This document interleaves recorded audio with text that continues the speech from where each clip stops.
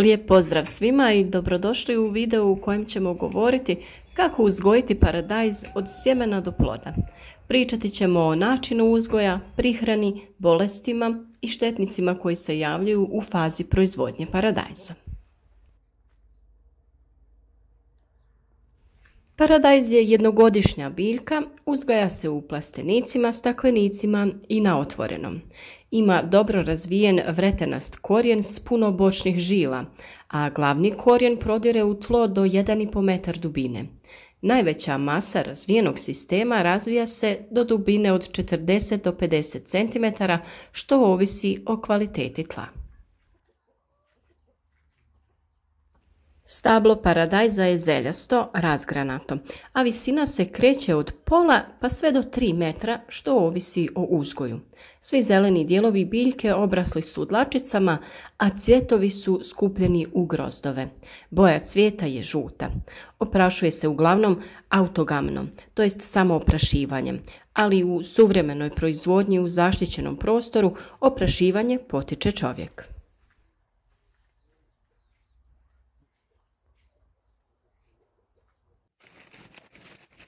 Za ranu sadnju potrebno je rano sijanje sjemena. Potrebno je znati da paradajzu od sijanja do sadnje treba otprilike 2 mjeseca da bi klijao, niknuo te narastao na veličinu oko 30 cm koja je potrebna da bi se biljka mogla posaditi u zemlju. Paradajz se može proizvoditi iz rasada i direktnom sjetvom u zemlju. Za ranu poljsku proizvodnju sjetva sjemena za proizvodnju rasada počinje u južnim toplim područjima oko 10. januara, a za srednje ranu oko 15. februara. U sjevernim i sjeveroistočnim područjima sa nešto hladnijom klimom sjetva za ranu proizvodnju počinje oko 20. februara, a za kasniju početkom marta pa sve do 10. aprila, što ovisi i o sorti paradajza koju sijemo. Sjeme onako suho možemo sijati u zemlju, kupovno ili koje smo ostavili od prošle godine da imamo domaće vlastito sjeme. A sa druge strane, sjeme prije sijanja možemo podvrgnuti procesu naklijavanja, tako da na taj način odaberemo i posijemo samo sjemena koja su klijala. U providnu posudu sa poklopcem stavimo maramicu koju natopimo vodom, poredamo sjeme te prekrijemo drugom maramicom koju također namočimo. Sjeme će pri optimalnoj temperaturi od nekih 20 do 25 stepeni proklijeti za 2 dana. Paradajz sijemo u za to predviđene kontejnere, koristimo naravno supstrat koji je namijenjen baš za sijanje sjemena, te adekvatno zalijevamo.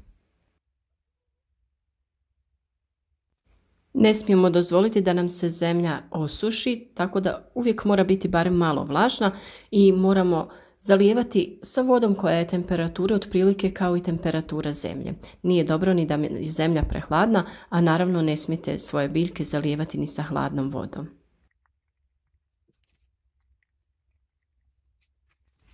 Za brže nicanje možete iskoristiti specijalno klijalište o kojem smo vam već pričali u drugom videu.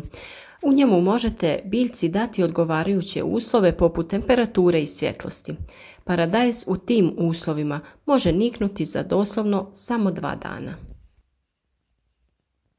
Minimalna temperatura za klijanje sjemena je 10 stepeni, a klijanje u tom slučaju traje od 8 do 23 dana. Optimalna temperatura za klijanje je između 22 i 25 stepeni, a za rast i razvoj sve do plodonošenja paradajzu je potrebna temperatura od 18 do 22 stepena. Rasad za ranu proizvodnju kao i za proizvodnju za plastenike pikira se, to jest presađuje kada razvije 1 do 2 prava lista. Obično to bude 20 dana nakon sjetve. Pikira se u plastične kontejnere promjera 9 cm ili u PVC čaše. Za pikiranje se koristi također za to specijalno namijenjen supstrat. Prilikom samog presađivanja koristimo sredstvo protiv polijeganja rasada i zaštitu samog korijena. Mi koristimo sredstvo pod nazivom Previkur. On se dozira 5 ml na 15 litara vode i zalijeva se biljke nakon pikiranja. Nakon što je paradajz izrastao na oko 30 cm, vrijeme je da pripremimo tlo za sadnju. Ukoliko je neophodno, tlo je potrebno uzorati, a nakon toga isfrezati. Naravno, prije frezanja pod tlu se dodaje stanjak ili peletirano gnojivo. Tlo za uzgoj paradajza mora biti rahlo, dobre strukture, plodno, neutralno ili slabo kiselo, pH vrijednosti od 6 do 6,5. Treba izbjegavati tla koja sadrže puno gline, jer u tim tlima ne može dobro da razvije korijenov sistem. Na tako pripremljenom tlu formiraju se redovi koji se prekriju sa crnom folijom, a ispod folije se stavlja sistem za navodnjavanje kap po kap. Rani paradajz sadi se na razmak 70 x 35 cm, to jest otprilike 400 biljaka na 100 kvadrata. 70 cm je razmak između redova, a 35 cm je razmak između biljaka u jednom redu.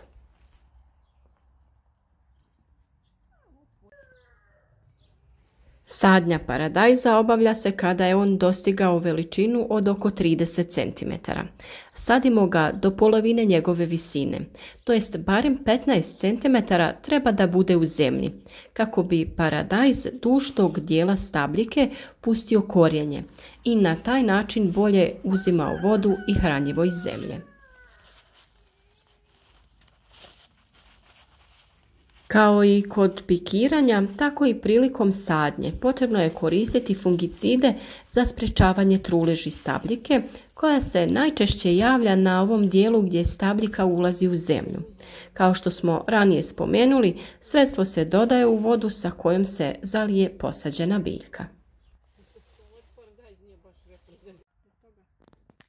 Ukoliko prilikom sadnje prvi listovi na biljci ulaze u zemlju ili ju dodiruju, najbolje ih je odmah ukloniti tako da bi izbjegli trulež i bolesti.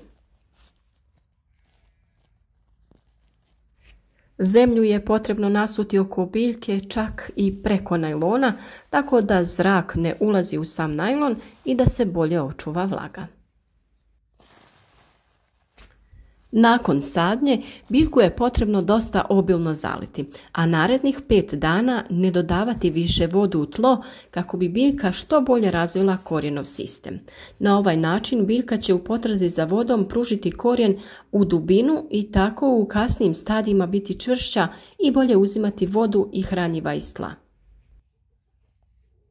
Prilikom prvog zalijevanja dodajemo 5 ml Previkur sredstva na 15 litara vode i sa tim zalijevamo naše biljke. Iznimka u slučaju velikih temperatura je ako primijetite da biljci fali vode, tada ju zalijte ranije, nemojte čekati 5 dana.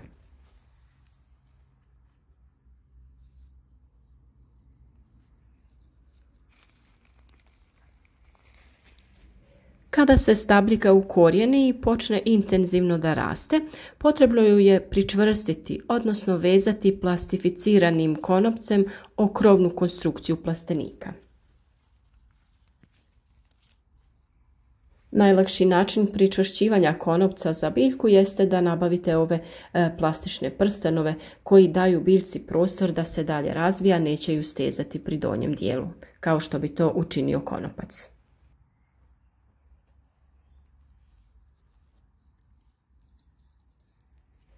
Kao potporan za uzgoj paradajza na otvorenom prostoru najčešće se koriste različiti drveni kolci ili neke drvene konstrukcije.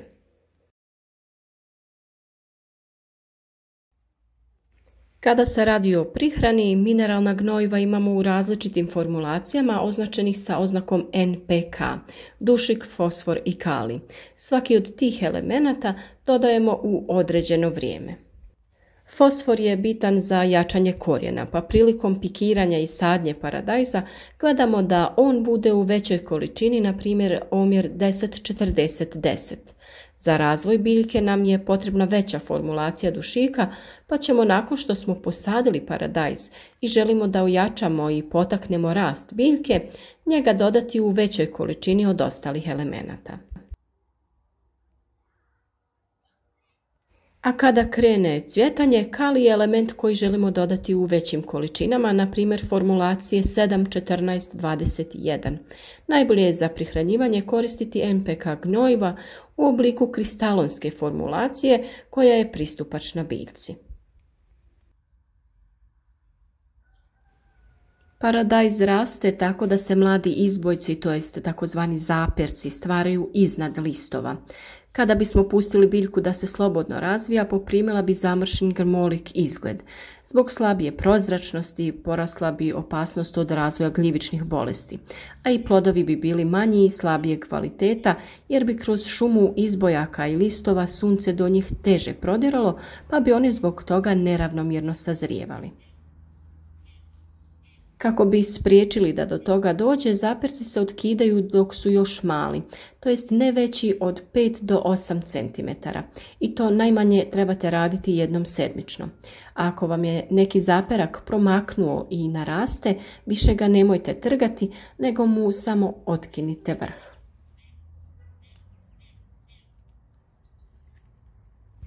Prilikom skidanja zaperaka vaše biljke možete lagano omotavati oko konopaca tako da one neće otežavati i neće se lomiti. Naše biljke puštamo da rastu do određene visine, nakon čega vršimo dekapitaciju ili zakidanje vrhova. To se obavlja nakon što je biljka razvila 4 do 6 razina cvjetnih grančica ili etaža, a sve da bi se ubrzala zrioba paradajza. Visinu vaše biljke ostavljamo vama na izbor, ali imajte na umu da svaka sljedeća etaža utječe na kvalitetu vašeg paradajza. Naravno, u tom slučaju uz adekvatnu prihranu i održavanje može se uzgajati paradajz čak i do 14 etaža.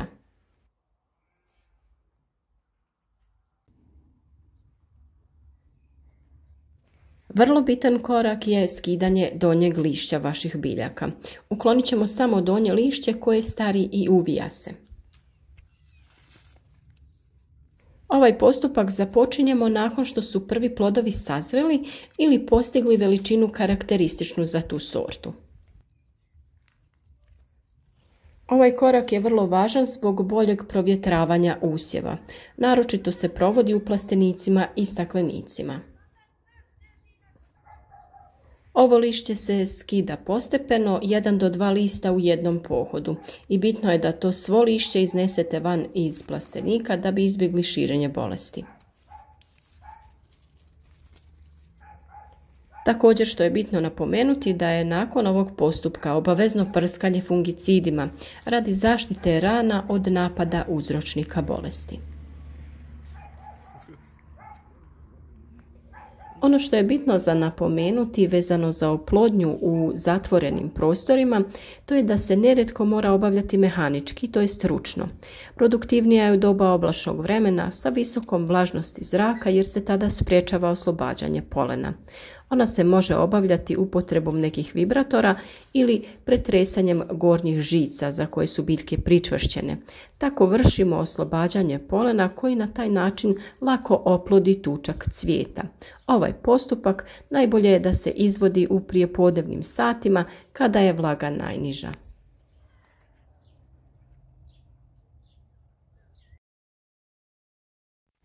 Česta pojava u fazi zriobe jeste pucanje plodova paradajza. To je naime posljedica nekoliko čimbenika. Najčešće se radi o nedostatku hranjiva, u prvom redu su to kalij i kalcij, uslijed čega se plodovi neravnomjerno razvijaju. Drugi razlog ove pojave jeste višak vode u tlu uslijed prekomjernog zalijevanja ili dugog kišnog razdoblja jer je paradajz biljka koja ne treba previše vode. Najčešće se na tim pukotinama javljaju infekcije koje uzrokuju trulež ploda, a trulež se često javlja na vrhovima samog ploda, a pojavu iste pripisujemo nedostatku kalcija. Kalcij se dodaje kroz sistem za navodnjavanje, a dolazi u tečnom ili vodotopivom stanju.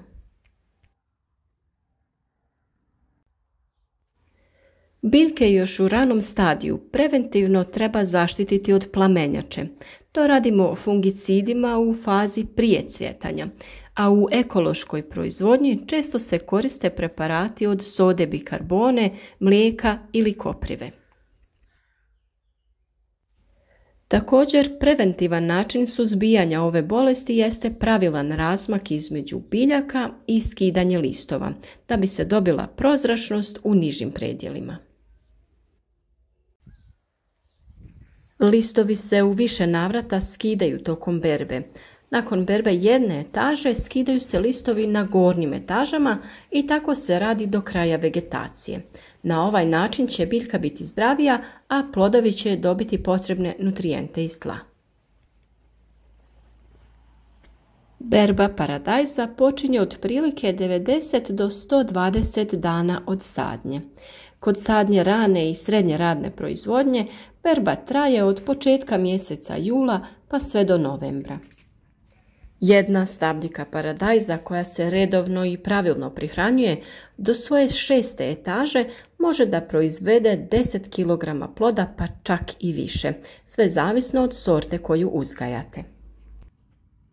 Ukoliko vam na kraju berbe ostane nezrelih plodova, dobro je znati da paradajz može naknadno sazrijevati, pa se zeleni plodovi ubrani prije mraza i neoštećeni mogu ostaviti da dozrijevaju ili možete ih koristiti za kiseljenje.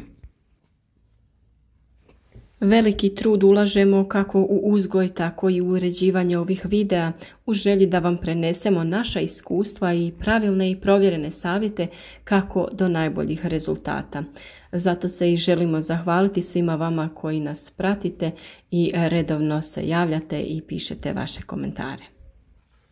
Naravno, za uzgoj ostalog povrća poput paprike, krastavca, kako u plasteniku, tako i na otvorenom, pripremamo vam ovakve slične videe gdje ćete imati sve informacije na jednom mjestu za određenu biljku.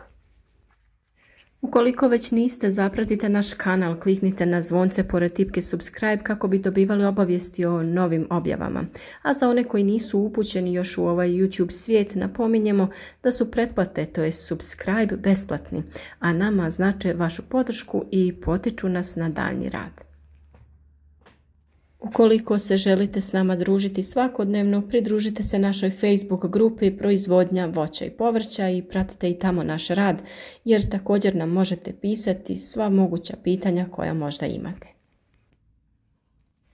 Nadamo se da vam je ovaj video bio od pomoći i želimo vam uspješnu sezonu.